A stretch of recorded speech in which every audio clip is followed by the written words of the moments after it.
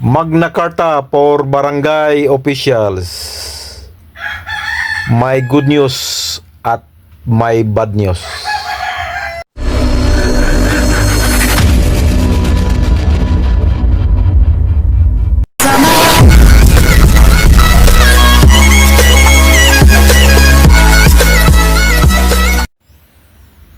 Hello, good morning mga kapobre. Araw ng Martes, Petsa 13 ng Enero mga kapobre. Panibagong araw, panibagong biyaya, panibagong pag-asa, of course, panibagong vlog mga kapobre. So for today's vlog mga kapobre ay pag-usapan natin tong Magna Carta for barangay officials. Isang napakagandang panukala po yan mga kapobre. Kasama ko nga pala ang alaga kong si Mayay. So mga kapobre, yan po ay matagal na pong hinihintay ng ating mga barangay officials ang maipasa yang Magna Carta for barangay officials. Dahil po ang ganda ng mga napapaloob doon. Kompleto na po sila ng benepisyo. Lahat na po mayroon na po silang matatanggap at hindi na po honorarium kundi salary na po sila. So yan po ay matagal nang hinihintay ng ating mga kababayan. Pero alam nyo ba mga kapobre, ang Magna Carta for barangay officials ay may good news at may bad news. So unahin natin tong good news mga kapobre para maintindihan natin at para klaro mga kapobre. Panoorin natin to mga kapobre. Here we go. 67 bills so far ang final ngayon for Magna Carta. At alam niyo kung sino ang isa sa mga 67 na nag-file? Ang Speaker of the House natin mismo. And that's one good sign. At ito po ang breakthrough natin. Ang Magna Carta in history, ang pinakamalayo lang kung naabot nito ay committee hearing. Hindi man po ito pumasa hanggang first reading, hanggang committee hearing lamang. Pero ito po ang breakthrough natin na isama po sa LEDA or priority bills ni Presidente ang Magna Carta for barangay officials. Hindi po malayo na mangyari po ito. For as long as gagamitin po natin yung sinasabi kong formula kanina, magtutulungan tayo, walang mag-iiwanan. Lahat tayo iisang direksyon, lahat tayo magkakaisa para dito.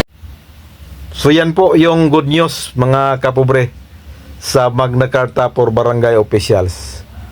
Kasi nga mismo na po si Speaker Budjide ang nag-sponsor para may pasayan at sinabi rin doon na nasama daw sa LIDAC. Ibig sabihin nasama sa mga priority ng Pangulo. At ito naman po mga kapobre ang bad news. Kasi nga kung may good news, may bad news.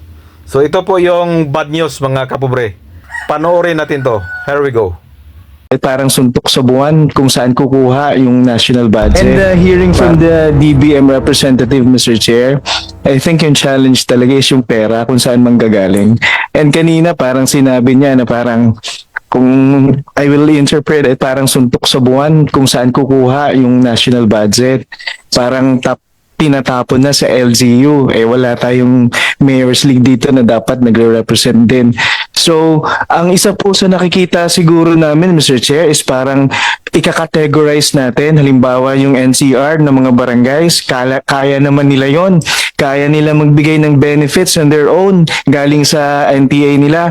Ang problema lang talaga, yung mga maliliit ho na barangay, lalo na sa mga probinsya, yun hulat talagang walang pagkukuhanan ng pondo, Mr. Chair.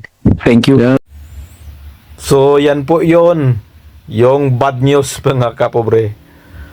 Ang bad news is kung saan kukuha ng pondo para sa mga benepisyo ng mga barangay officials.